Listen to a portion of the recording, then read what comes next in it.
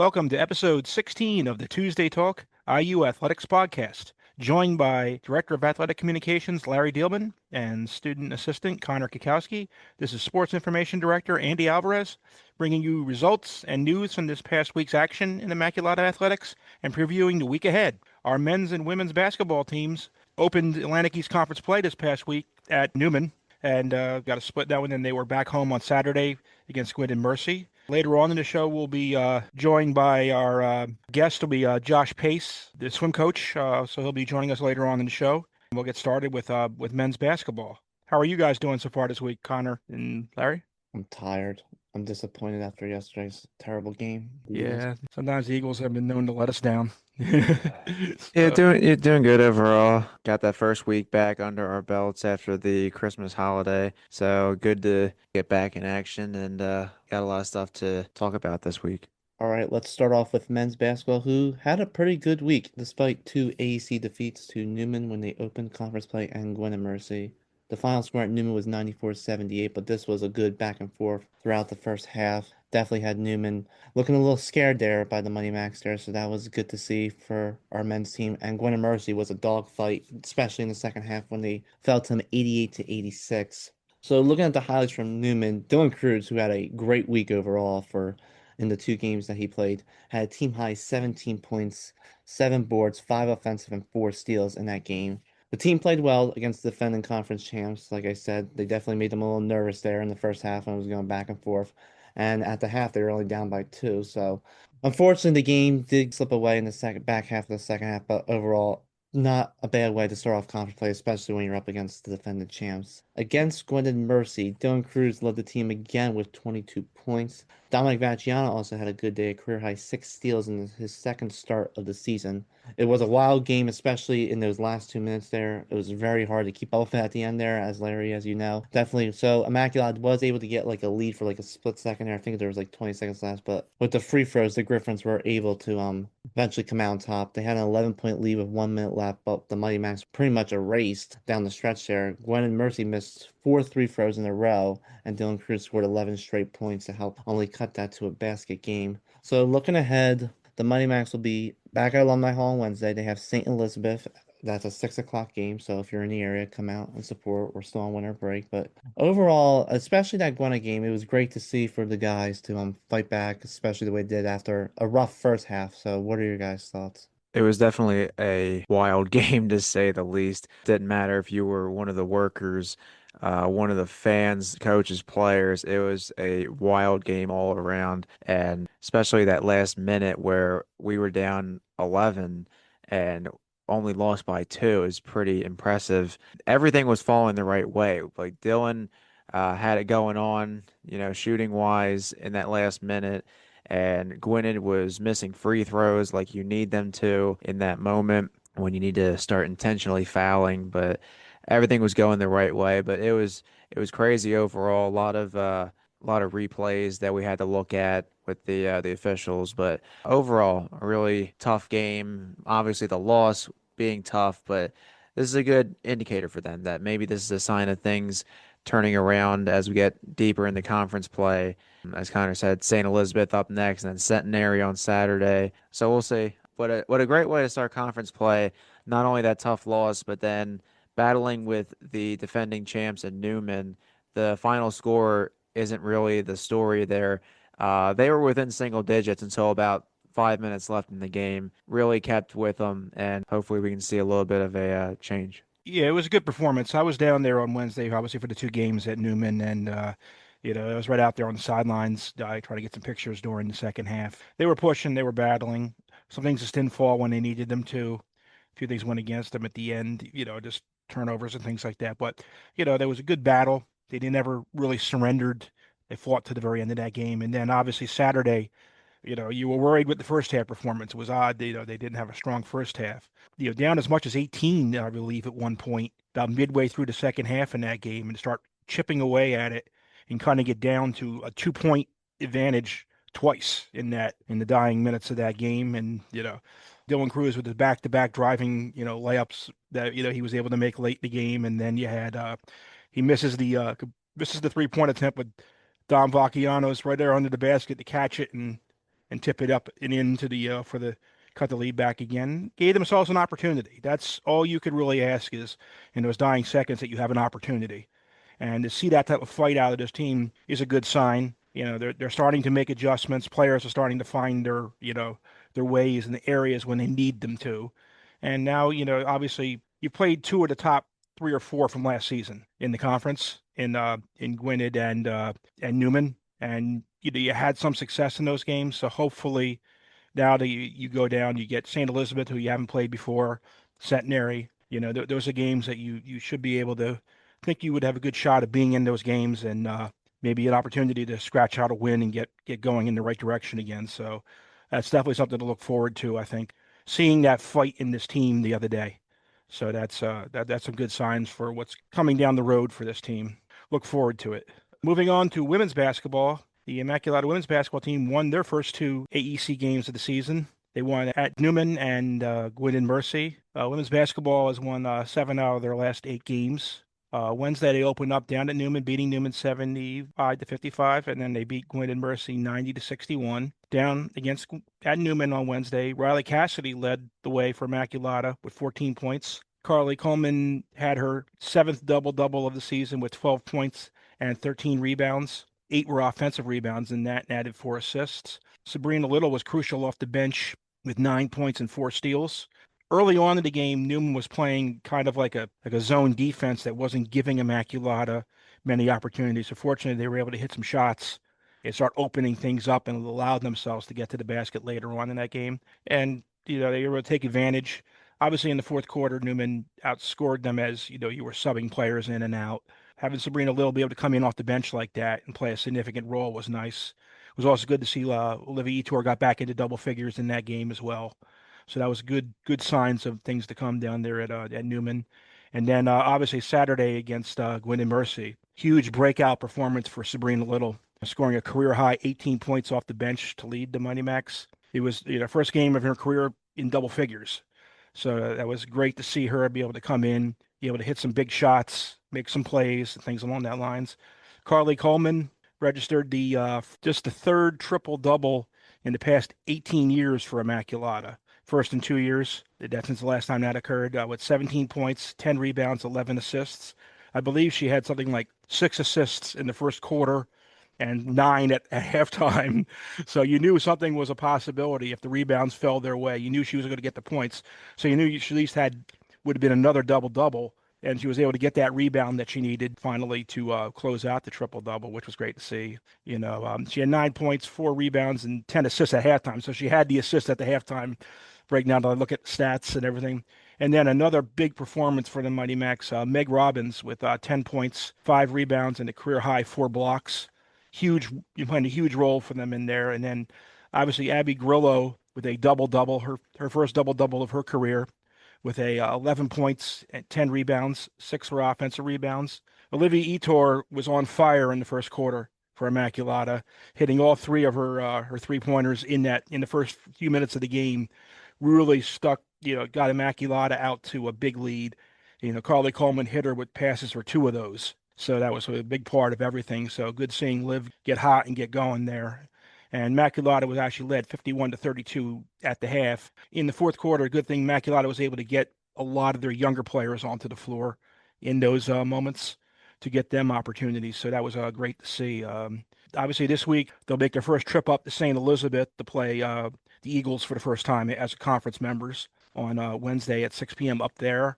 And then while the men are home, and then they'll be at Centenary will be a tough conference game against the Cyclones on Saturday, 1 p.m. with a matchup of obviously going up against strong player Verticia Davis for Centenary, who's a great ball player, and Immaculata always has good battles with them, so that should be good. What were your guys' thoughts on the women's play this week? Yeah, I mean, Olivia Etor to start off that game against women she was on fire with those three threes. That definitely set the momentum in a good place for that game, and it didn't feel like they had that game pretty much all the way. Weren't even worried for a second there. And then looking at Newman, obviously that was a rematch of the last year's championship game, so to go down there and get a 20 victory was pretty good to start off the season. And yeah, we don't know much about St. Elizabeth because obviously they're nil so far. So hope that's going to be interesting. But like what you see so far from the women's team as they look to hopefully make another run at another championship.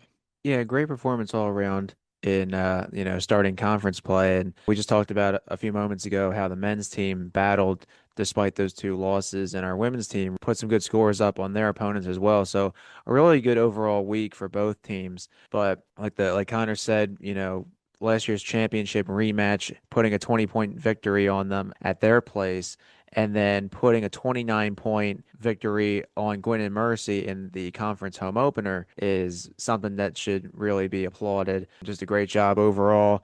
And a lot of players, like we've kind of already said, have had some really big games this week. When you're facing a conference team like Gwinnett, for example, you win by almost 30 points, and your lead scorer is somebody off the bench who's the first double-digit scoring mark of her career. That's pretty good. That's a really good sign of how deep your team is. And Andy and I were talking to Coach Britt this morning in our staff meeting, and it's just like she really tries to get everybody involved. And even at the end of the game, emptying the bench, everybody's getting time. So she really likes to have that deep rotation for her team. And the game was pretty much out of hand at halftime. So we'll see how we can do against St. E's and Centenary this week. So we had a road and a home game this week. To now you have two on the road before coming back home. So getting these road games out of the way is definitely a good start. Yeah, just a couple other things. Obviously, you will see Newman and Gwinnett again, and Newman is a tough road team when they come here, so that'll be a battle in a few weeks down the road again when they go at it. And also, you go up to Gwinnett's gym, and that's a tough gym to play into. So, they won big in these two games, but and I would fully expect those two teams. And our final notes on basketball. Conference awards came out today, and in the women's side, Carly Coleman was the Atlantic East Conference Women's Player of the Week. And Meg Robbins earns her first weekly honor, getting named to the weekly honor roll. So congratulations to Carly and to Meg. And on the men's side, for a second consecutive week, Dylan Cruz was named to the Atlantic East Conference weekly honor roll for his performance this past week. So congratulations to our Atlantic East Conference weekly award winners. All right, moving on to something other than basketball. I know we've been talking a lot of hoops in the last bunch of weeks since it's kind of been quiet during the winter season, but it is back. Men's volleyball, our first spring sport, is going to be starting up this week. Men's volleyball is back in action on Friday, January 16th, when they host Randolph-Macon for their home and season opener. So both the home opener and the season opener. That'll be on Friday at 7 o'clock at Alumni Hall. Men's volleyball is now an affiliate member of the United East Conference after they were an independent last season. So now they have conference opponents. They went 6-12 in 2025 in their first season under head coach Josh Elliott, and the team is looking for a bounce back in Coach Elliott's second season. And obviously, now that they're a member of the UEC, this will only be the fourth time that Immaculata and Randolph-Macon have seen one another in men's volleyball. It's going to be a tough challenge right at the start of the season because Randolph-Macon is receiving votes in the American Volleyball Coaches Association, or AVCA, preseason top 20 poll. Just to clarify, because I've had one or two people come up to me and say, what does on the schedule, what does RV mean, or on the game notes as well. RV just means receiving votes. So whether it's the D3Hoops.com top 25 poll or the AVCA or we had one for field hockey actually earlier this season when we were at Bryn Mawr, they were a preseason number 15 overall in D3. So it's just a way to say this certain opponent is really good, and whether they're number whatever in the poll or they're just receiving votes. So right now, Randolph-Macon is receiving votes in the top 20 poll for the preseason. And it's only 20 teams because men's volleyball, there's not as many teams versus women's as we have usually seen. There's usually 25 in the poll. For men's, there's only 20. So just to kind of clarify that. Guys, getting back into men's volleyball once again. Hopefully we can have a good season, but definitely a challenge to start. Yeah, it's gonna be a difficult that first match. Obviously, last year you had you have some of your returning veterans. This year you're gonna have young players that were really good last year. But obviously, Josh McGurl's a junior this year. He was the leader in kills last season. You have him back for another year. You got Michael Prawl had a strong season in their freshman year. You had Noah Zunski and Nate Bailey were really good. Obviously, you're going to have a tough time this year replacing your setter for last year. I know they have a new player that's going to come into that role. When you lost Joe Martell, who was a big part of this program for most of its history, good portion of the history. So that's going to be a tough role to fill. But there were some good young talent last year. You saw a lot out of the girls, Zunski, Bailey, and then obviously Brandon Lieberman, who's been with the team. I believe he's a junior this year as well.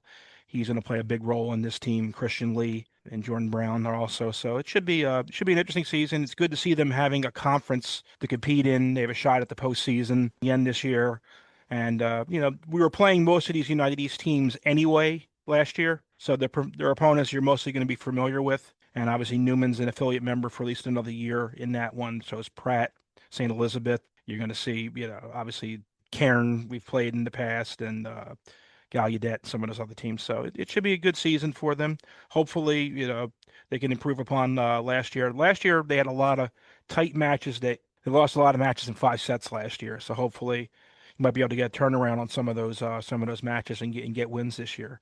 What are your thoughts, Connor? So yeah, I'm actually looking at the United East Conference preseason poll right now. So Lancaster Bio's at the top, followed by Wilson, Newman, Karen, St. Elizabeth, and then Immaculata, Gallaudet, Valley Forge, and Pratt. So two matches I remember specifically last year was the Newman and the St. Elizabeth game.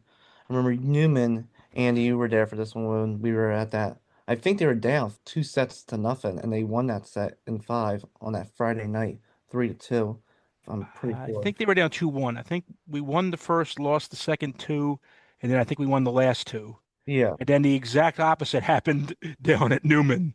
It was a complete exact switch out. The two matches were exactly the same, but they both were 5 set matches. I believe they had two 5 set matches with Valley Forge too last year, I think. Yeah, I think So I so. mean, you're right. Those were tight matches. Yeah. So, and then St. Elizabeth was also a tight match. That was the game where I was here all alone because you were in Ohio. That was that 5 set throw with St. Elizabeth. All these teams we've seen before, and they're all going to be competitive for the men's volleyball team, but they're definitely heading in the right direction from a couple of years ago, and you like what you see from them. And hopefully they'll have a good season. Obviously, a tough match to start, but definitely looking forward to men's volleyball. And moving on, we go to the men's and women's swimming teams will be returning to action after a break. It's been kind of a couple months since they last competed because they compete in October and November, then they take a break until the second half. So they'll be opening up again this week and on Saturday down at St. Mary's College of Maryland. That's obviously going to be a tough opponent. It's good to get a chance to swim in that pool again before the championships come up and everything like that for our team. And they just got back from a week's training down in Miami. I went down there for a little training trip and everything like that, get some warm weather training in and everything. So I think along that lines, now would be a good time to bring in our guest this week, men's and women's swimming head coach, Josh Pace. We'll be back with Josh after this quick break on the Tuesday Talk IU Athletics podcast.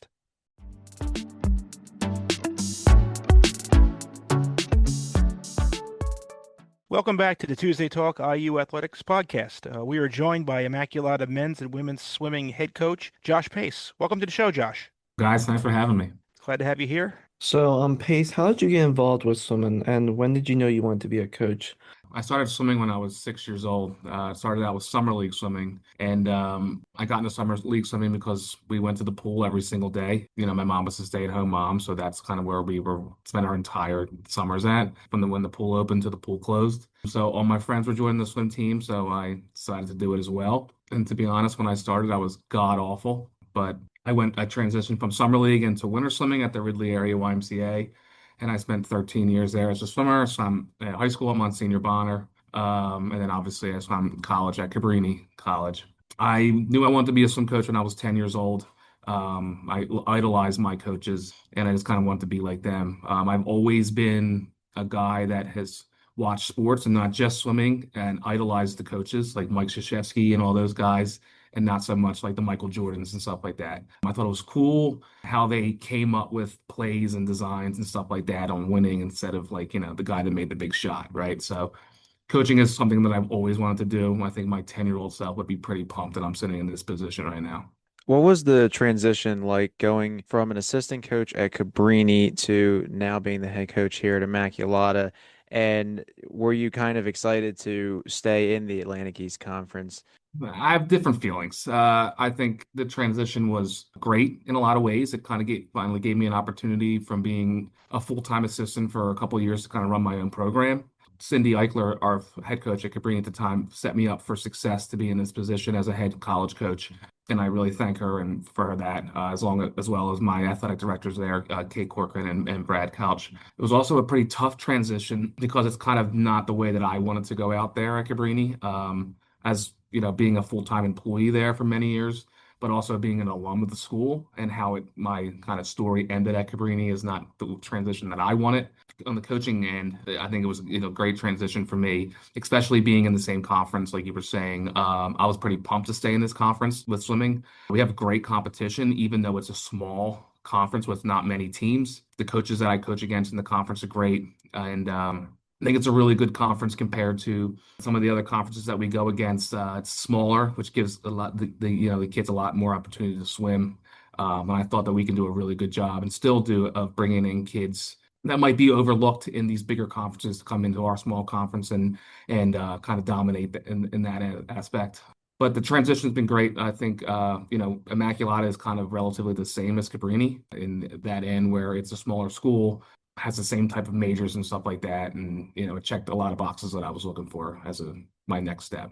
Obviously, as the coach of both the men's and the women's teams, coaching men's and women's can be completely different, even though it's the same sport. Do you find it easier or harder to train men as opposed to women or women as opposed to men in your position? Well, in my many years of coaching, I can tell you that the girls are always tougher than the guys.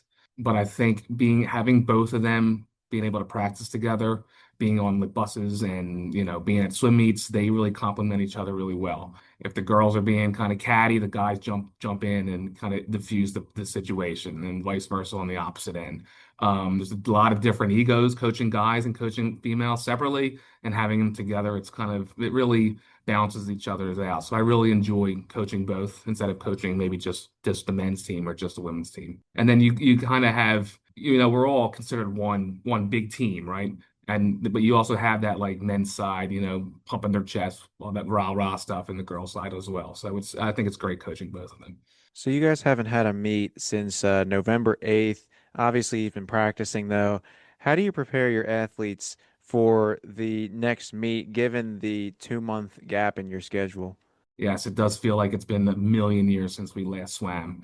We have the last, what is it now, almost 2 months now. We've been grinding and grinding and grinding. And the hardest part about this time of year with us not having a lot of meets is keeping them, mentally prepared. And it's swimming is grueling. It's hard. It's mentally tough. It's physically tough. It's emotionally tough. And not having that like meet on Saturday or whenever, you're always constantly questioning like, why am I doing this? Why am I getting up at 5:30 in the morning to come to swim practice at 6 a.m.? And that's constant reminders of like, the end game is our end goal, right, is conference meet. And coming off of our last year, we had a great end of the year season, and keep constantly reminding them like, oh, this is why we're doing it. This is we're going to swim really fast at the end of the season. Going on a training trip really helps, and stuff like that. So just keeping them mentally, still involved. We do a lot of stuff off like at practice where it's kind of like a meet type prep where we're kind of racing against each other, getting times and stuff like that. So we might not be racing another team, but we're still in the pool racing each other and in team rivalry. You just mentioned a moment ago a training trip. Your team just got back from Miami. What was that experience like for the team? Is this something you guys like to do maybe yearly, just to kind of give them a chance to bond on the road again and get charged up for the last month of the season? Yeah, I mean it's awful to have to go to Miami, Florida in the beginning of January in 80-degree weather. I mean we hated every single second of it, as it was 30 degrees here. No, it's great. I think it's like something that we really look forward to. It's like kind of going back to saying like, haven't had a meet in 2 months. why am I putting in all this work? Like there's no reassurance. I'm like, oh, this is why, because I have a meet. So like you get to go down there, swim outside we practice for 4 hours total, 2 hours in the morning, 2 hours in the afternoon. And then, between that, get to sit on the beach, do a lot of team bonding, stuff like that, a lot of team dinners. And, you kind of get yourself, you're mentally refreshed to get ready to come back. We got 3 meets in the next, week and a half or something like that before we go to conference meet. So it's kind of a good mental, take a load off mentally with that kind of stuff. But it's great. I mean, I crushed them down there. We aimed for tears when we were in Miami. And we did a good job with that. So I'm proud of them. They're really working hard. So you just mentioned getting back in the competition. So looking at what happened in the first half, the men's team went 3-3, while the women went 4-3. What were your thoughts on the team's performance in the fall, and how do you think it's going to serve you guys down the road here, especially with conferences not too far away?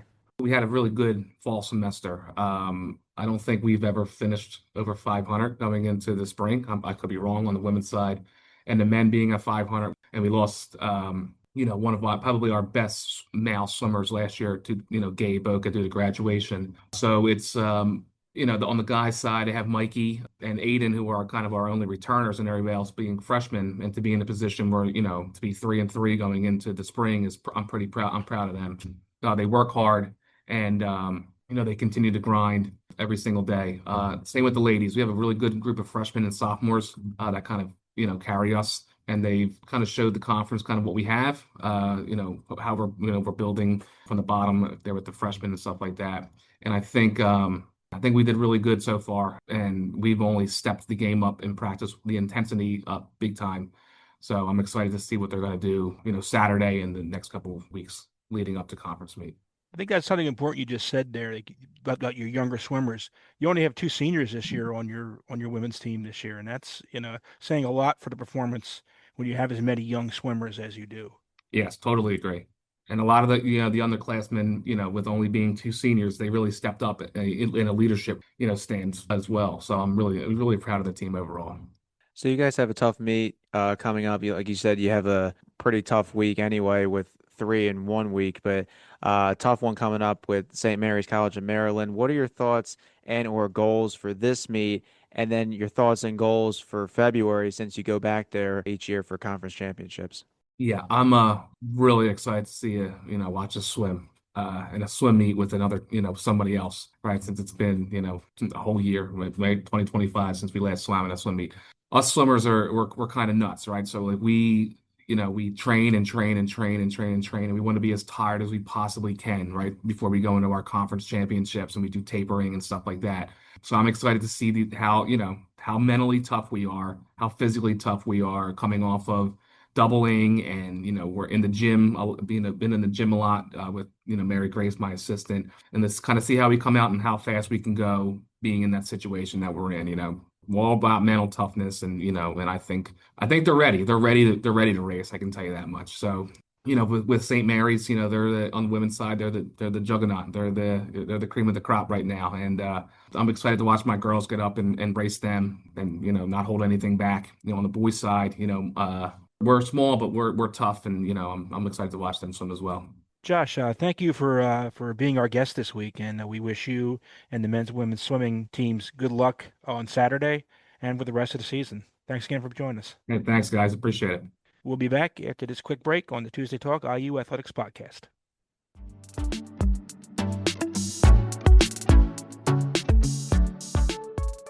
Welcome back to the Tuesday Talk IU Athletics podcast. That will about wrap things up for this week's episode. We look forward to having you join us next week. That was a good interview with head coach Josh Pace, and we will see you next time on the Tuesday Talk IU Athletics podcast. Roll Max.